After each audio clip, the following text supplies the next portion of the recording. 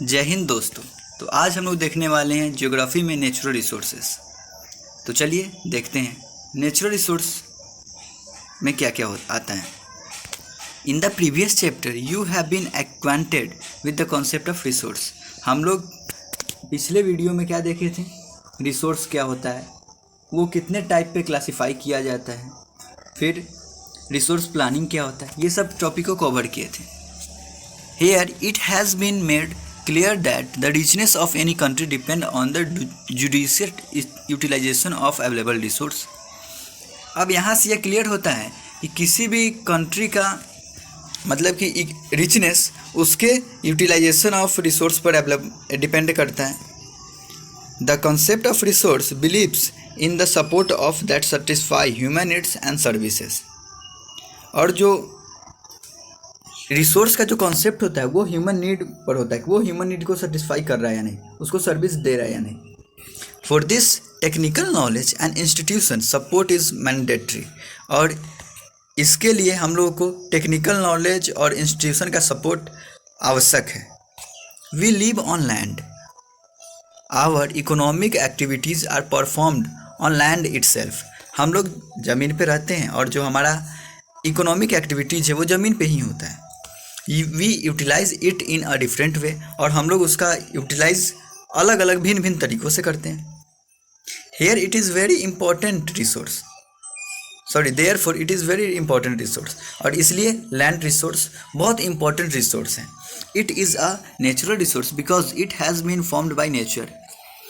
It is a fundamental resource because economic activities like agriculture, plantation, pasture, fishery, mining, wildlife, transport and communication are performed on land.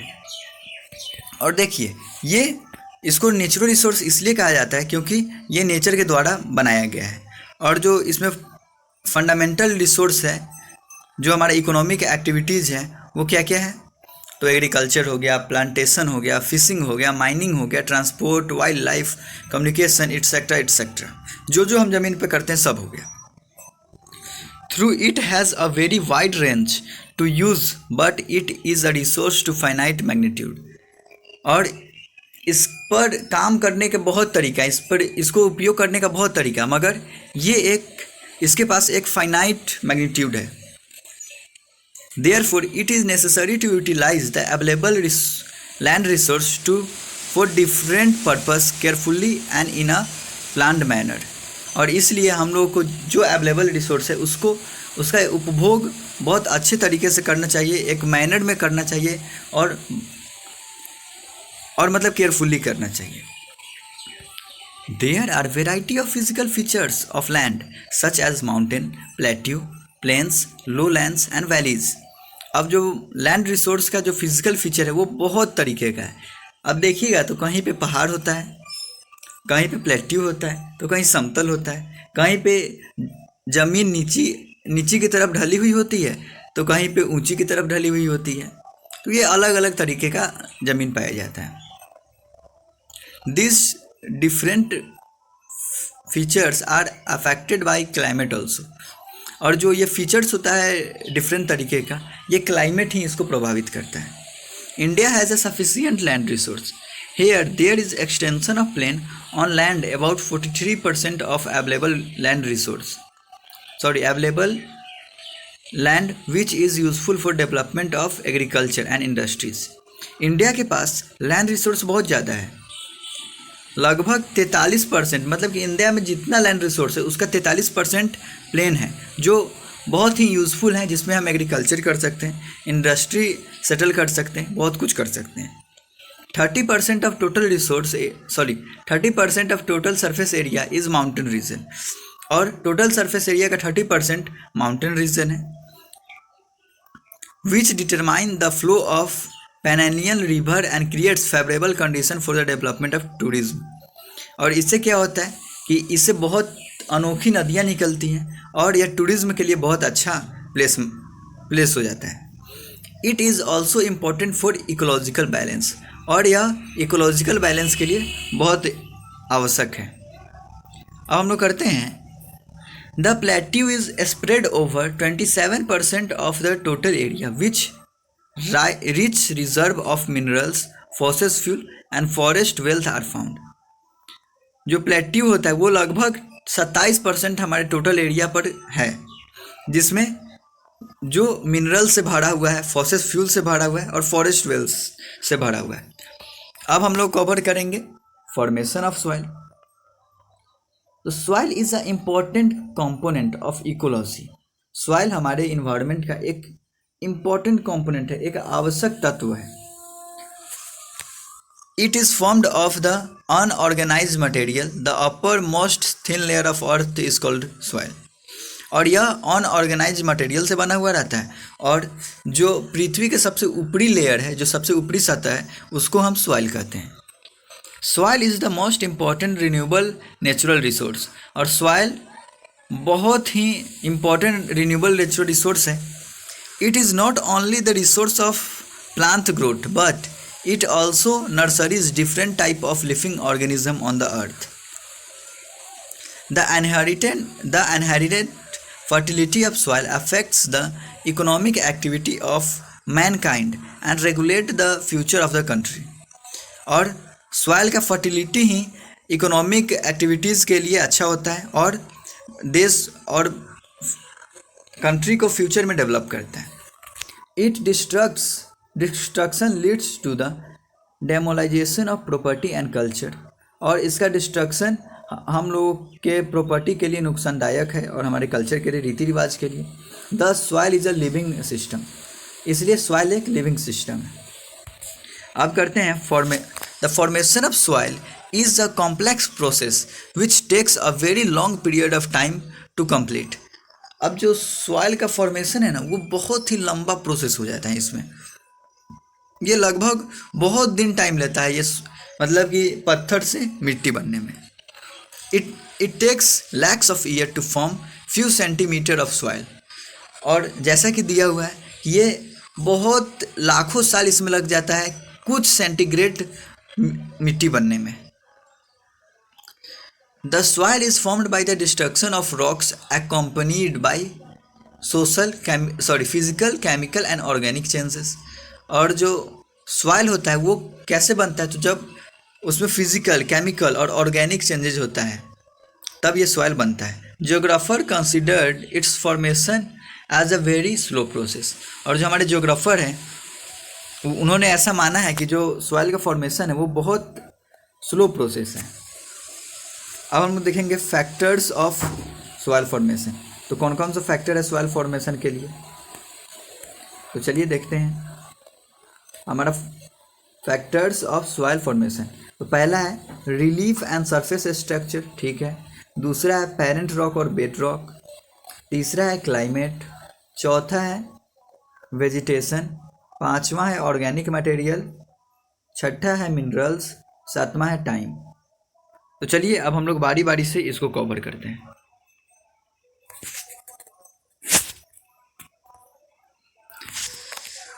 Change in temperature, running water, wind, glacier and other activities of decomposition are such factors that support the formation of soil. अब हमारे मतलब हमारे temperature, तापमान में change होना, water का बहाव मतलब पानी का बहाव, हवा, ग्लेशियर और बहुत सारा ऐसा चीज़ है जिससे हमारा सॉइल डिकम्पोज होता है।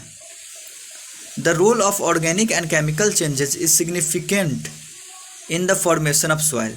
और जो ऑर्गेनिक एंड केमिकल चेंजेज होते हैं तो इससे यह पता चलता है कि सॉइल का फॉर्मेशन हो रहा है। Conceptually this can be said that in the formation of soil both organic and inorganic materials participate. तो हम ऐसे कह सकते हैं कि सॉइल के फॉर्मेशन में ऑर्गेनिक और इनऑर्गेनिक मटेरियल दोनों पार्टिसिपेट करते हैं।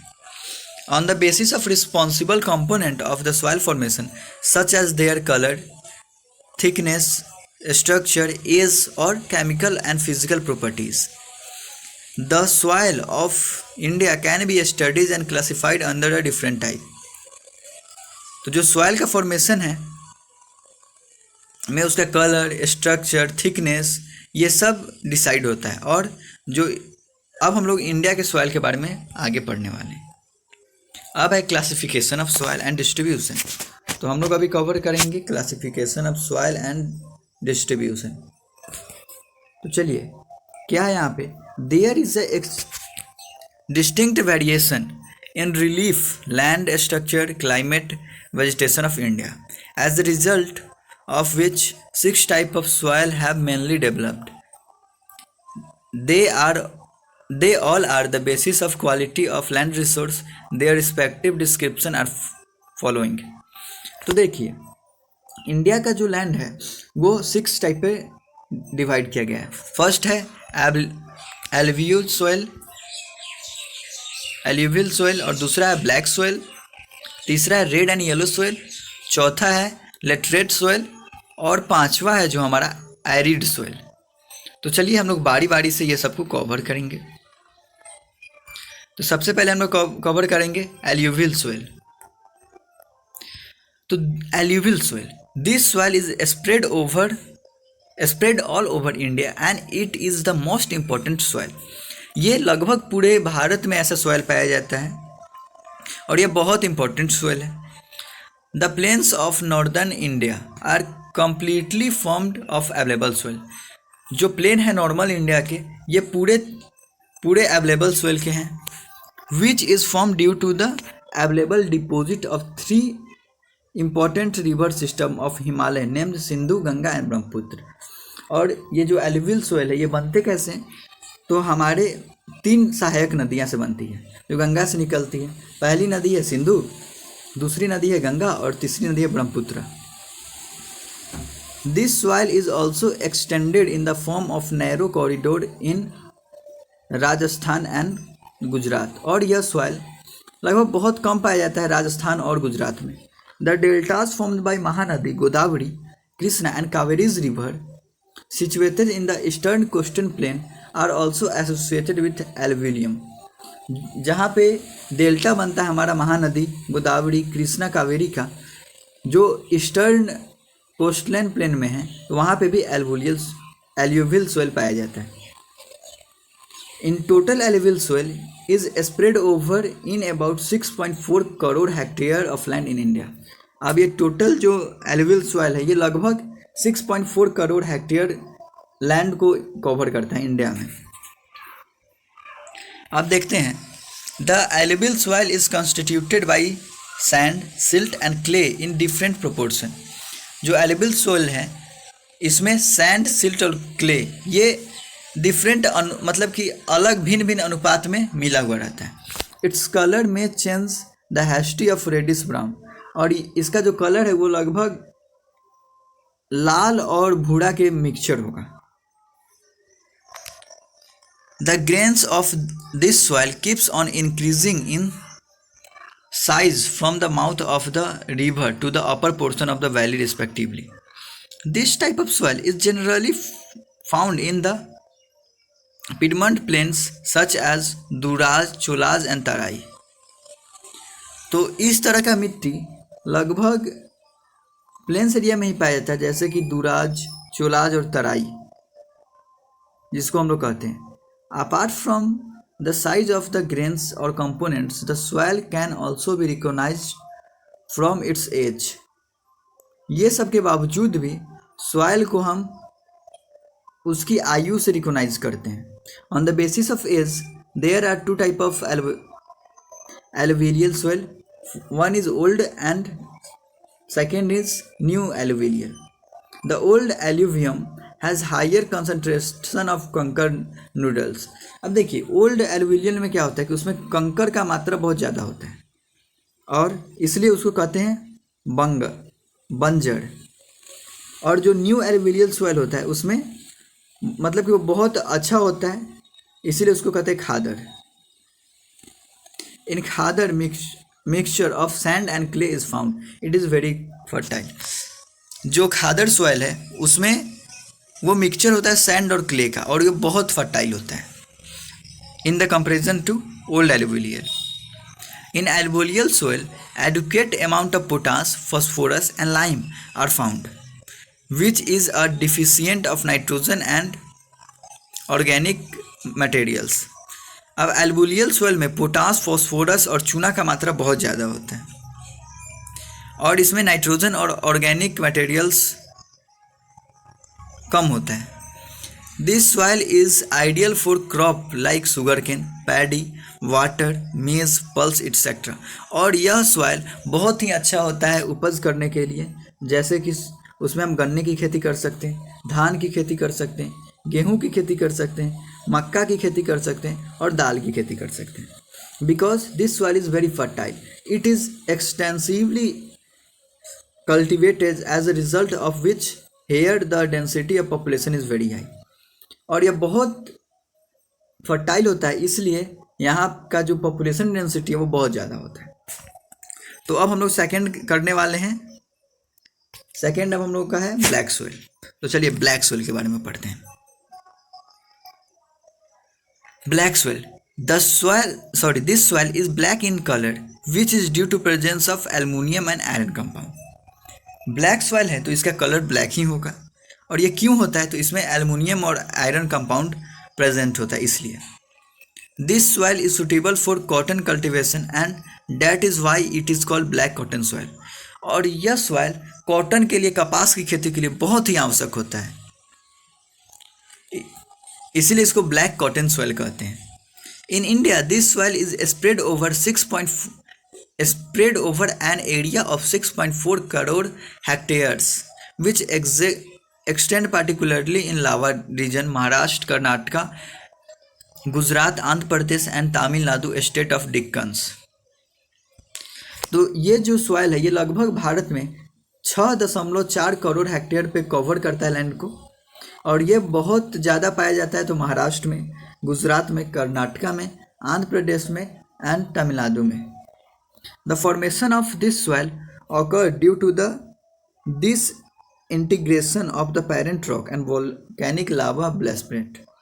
और ये soil बनता है क्योंकि इसमें जो पेरेंट रॉक है और वोल्केनिक लावा है, ये दोनों का ये मिक्सचर होता है। और लोकली इसका लोकल का जो नाम है वो है रेगूर, और लोकल नाम इस सॉइल का है regur. The most special quantity of this soil is excess water retaining capacity. और इस सॉइल का जो खासियत है वो वाटर को होल्ड करने का जो कैपेसिटी वो बहुत ज़्यादा है। पर्कुलेशन रेट इसका बहुत कम है। This soil is full of nutrients like calcium carbonate, magnesium, potash and lime. They are very poor in phosphorus. और जो ये सॉइल है इनमें न्यूट्रिएंट्स कैसा होता है? तो कैल्शियम कार्बोनेट होता है, मैग्नीशियम होता है, पोटास होता है और चूना होता है।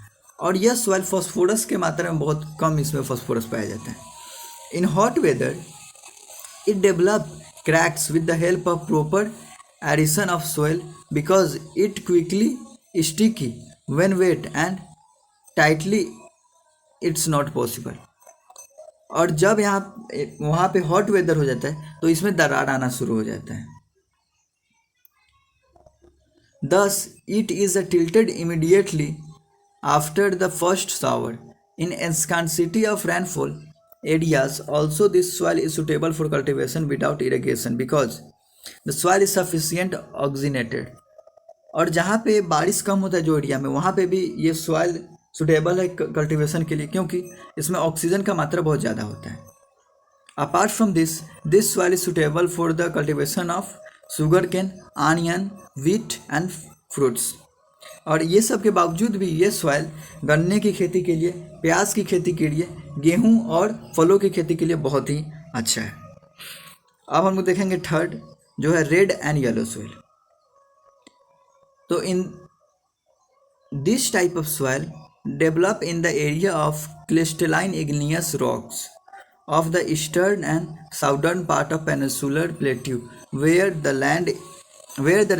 rainfall is less than 100 metre. जो रेड एंड येलो सोइल है वो इग्नियस रॉक के एरिया में पाया जाता है जो ईस्टर्न और साउदर्न पार्ट ऑफ पेनिसुला का है, जहाँ पे बारिश बहुत मतलब कि 100 सेंटीमीटर से कम होता है। This soil contain iron contain and so they look red. और इसमें आयरन होता है इसलिए ये लाल दिखते हैं। After hydration this soil become yellow in colour. और हाइड्रेशन के बाद यह सॉइल येलो हो जाता है कलर में। Originally this soil is form due to the This integration and metamorphism of crystalline igneous rock like granite and gneiss. Its extension in India, it's found on 7.2 crore hectare of total arable land, और यह India में लगभग जितना एरिबल land है उसमें 7.2 crore hectare area को cover करता है. Red and yellow soil are found in Tamil Nadu, Karnataka and Goa, south east Maharashtra, Andhra Pradesh, Odisha, Chotanagpur plateau and Meghalaya plateaus area. और ये जो सॉइल है वो अधिकतर पाया जाता है तमिलनाडु, कर्नाटका, गोवा, महाराष्ट्र, आंध्र प्रदेश, ओडिशा, छोटनागपुर प्लेट्यू में और मेघालय प्लेट्यू के एरिया में. Because of lack of organic material in the soil, it is less fertile in comparison to available alluvial and black soil. इसमें ऑर्गेनिक मटेरियल बहुत कम होता है, इसलिए ये कम फर्टाइल होता है in comparison to alluvial and black soil. Its fertility can be increased by using fertilizer. इसका हम फर्टिलिटी इंक्रीज कर सकते हैं फर्टिलाइज़र का उपयोग करके. और राइस, जवार, बाजरा, maize, groundnut, tobacco and fruits can be grown in the soil by making arrangements of irrigation. अगर हम इसमें इरिगेशन का व्यवस्था कर दें तो हम इसमें राइस, जौ, बाजरा, मक्का, ग्राउंडनट्स, तंबाकू और फलों की खेती बहुत आसानी से कर सकते हैं. अब है laterite soil. The word literate has been derived from the Greek word later, which means brick. जो ये literate word है ये कहाँ से लिया गया है? तो ग्रीक वर्ड लेटर, उसका मतलब क्या होता है? ब्रिक, मतलब ईंट. This type of soil develop in the area of high temperature and excessive rainfall. और ये soil कहाँ पे पाया जाता है? जहाँ पे टेम्परेचर हाई हो और वर्षा बहुत ज़्यादा होता हो.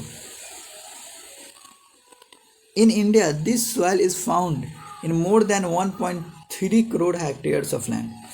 और भारत में ये लगभग 1.3 करोड़ हेक्टेयर लैंड को कवर करता है.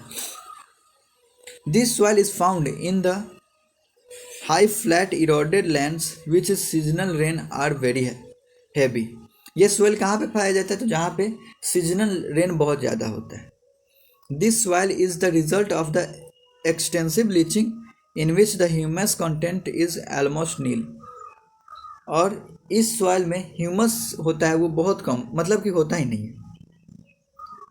Due to very high temperature the bacterias which decompose the organic material are destroyed. और यहाँ का जो टेम्परेचर वो बहुत ज़्यादा हाई होता है तो इसमें जो बैक्टीरिया होता है वो डिस्ट्रॉय हो जाता है, मतलब मर जाता है. Due to weathering the laterite soil become hard. और वेदरिंग के वजह से लेटरेट सॉइल बहुत हार्ड बन जाता है. Because of presence of oxide of aluminium and iron it's look red in colour. और इसमें एल्युमिनियम और आयरन होता है इसलिए ये रेड इन कलर होता है. By utilising fertilisers and other manure in this type of soil cultivation can be done. और इसके उसमें फर्टिलाइज़र का उपयोग करने से और मैन्योर का उपयोग करने से ये सॉइल को में कल्टिवेशन हम कर सकते हैं. Laterite soil is found in Karnataka, Kerala, Tamil Nadu, Madhya Pradesh and hills of Odisha and Assam. ये जो सॉइल है वो कहाँ कहाँ पाया जाता है? तो कर्नाटका में, केरला में, तमिलनाडु में, मध्य प्रदेश और असम और ओडिशा के पहाड़ों पे. In states like Karnataka, Kerala and Tamil Nadu, tea and coffee is produce with the help of soil conservation technique. और यहाँ पे हम सॉइल कंजर्वेशन टेक्निक की मदद से हम क्या करते हैं? टी और कॉफ़ी को प्रोड्यूस करते हैं. और in Tamil Nadu and Andhra Pradesh and Kerala this soil is suitable for cashew nuts, cashew nuts. और आंध्र प्रदेश, तमिलनाडु और केरला में ये सॉइल, मतलब इस सॉइल पे हम कैस्यू नट्स उगा सकते हैं. देखिए हमारा जो लेटरेट सॉइल है कुछ इस तरीके से दिखने में लगता है. अब हम लोग पढ़ते हैं एरिड सॉइल, जो मेरा फिफ्थ टॉपिक है. तो चलिए. This type of soil develop in the area which has long dry season, scarcity rainfall and sandy soil which is devoid of humus. इस तरीके का सोयल कहाँ पे पाया जाता है? जो बहुत समय से सूखा हो, वहाँ पे पानी नहीं हुआ हो, और जहाँ पे सैंडी सॉइल हो और वहाँ पे ह्यूमस का तो नाम ही नहीं हो. In this soil the development of crack is very less. और इस तरीके के सोयल में जो क्रैक हो जाता है, जो दरार आ जाता है, वो बहुत कम होता है. Chemical weathering is extremely limited. और जो केमिकल वेदरिंग है वो एक लिमिटेड वेदरिंग ही है. This colour of this soil is red and light brown. और इस सॉइल का जो कलर है वो है रेड और हल्का भूरा. This type of soil is found in western Rajasthan, Saurashtra, कुछ western Haryana and southern Punjab. और ये जो सॉइल है वो वेस्टर्न राजस्थान में पाया जाता है, कुछ में पाया जाता है, वेस्टर्न हरियाणा में पाया जाता है और साउदर्न पंजाब में पाया जाता है. There is a scarcity of vegetation and fertile materials in the soil, but by making arrangements of irrigation, crops like cotton, rice, wheat can be grown. अगर हम यहाँ पे इरिगेशन का सिस्टम कर दें तो यहाँ पे हम कॉटन, राइस और वीट को अच्छा से मतलब उगा सकते हैं. ये मेरा जो लास्ट टॉपिक है ये है माउंटेन सोयल. माउंटेन सोयल जब कंप्लीट हो जाएगा तो हम लोग अगले वीडियो में changing pattern of land use इसको करेंगे. तो चलिए माउंटेन सोयल देखते हैं. This type of soil is generally seen in mountainous and hilly region where sufficient rainfall are found. अब ऐसा सोयल हम लोग कहाँ देखते हैं? तो माउंटेन और हिली रीजन में, जहाँ पे रेन फॉरेस्ट बहुत ज़्यादा हो. The soil is complex varied in nature. और जो सोयल है ये कॉम्प्लेक्स और वेरिड इन नेचर होता है. In river valley they are found in the form of alluvial soil, and in upper parts coarse grained immature soil is found. और river valley में ये सोयल एलुवियल सोयल के part में पाया जाता है. Because of complex and derived structure, vegetation and humid condition, here large area of one type of soil are not found. और इसका जो कॉम्प्लेक्स और डिराइव स्ट्रक्चर होता है, इसलिए यहाँ पे जो वेजिटेशन और ह्यूमिड कंडीशन है वो बहुत लार्ज एरिया पर ऐसा सॉइल नहीं पाया जाता है. In snow covered area this soils experience denudation and they become acidic and devoid of humus. अब स्नोफॉल एरिया में क्या होता है, ये सॉइल पर स्नो पड़ता है तो ये एसिडिक हो जाता है और यहाँ पे ह्यूमस की मात्रा कम हो जाती है. In the lower part of soil in the lower part of river valleys, particularly in river terrace, the alluvial fans this soil are very fertile. और जहाँ पे नदी पाया जाता है और जहाँ पे तराई होता है वहाँ पे ये सोयल बहुत फर्टाइल होता है. Here on the slopes or orchards in the river valley, rice and potatoes are grown all over the area. और ऐसे सोयल पे हम लोग आलू और धान की खेती करते हैं, मतलब चावल की खेती करते हैं. अब देखिए, अब हम लोग ये फिगर देखेंगे, इसमें कहाँ कहाँ कौन कौन से सोयल पाए जाते हैं ये आप लोग देख लेते हैं. हम इसको नहीं दिखा सकते, एक बार अच्छे से देखिएगा. ये जो फिगर ये आपकी बुक में भी मिल जाएगी. तो चलिए बस आज के लिए इतना ही. अगर वीडियो पसंद आई हो तो लाइक, शेयर और सब्सक्राइब करना नहीं भूलिएगा. धन्यवाद.